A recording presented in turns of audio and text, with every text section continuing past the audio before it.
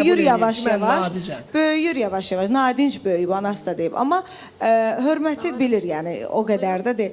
Yəni bunu deyinən, Seymur öz yeri var.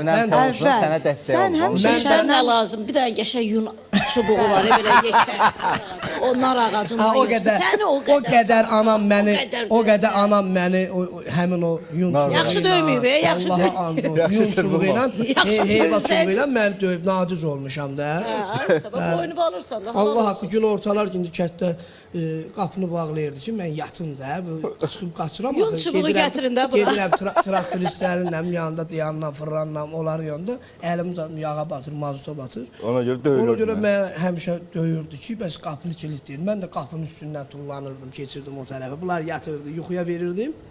Özüm elə bir qaçı təzlərinə gedirdim, elə bir yenə də... Usta olmaq istəyirdi, maşın ustası. Həvəskar olmuşam da, hə. Maşın ustası. Yəni sağ olsunlar ki, məni döyə-döyə... Müğənni elədi. Bugün sən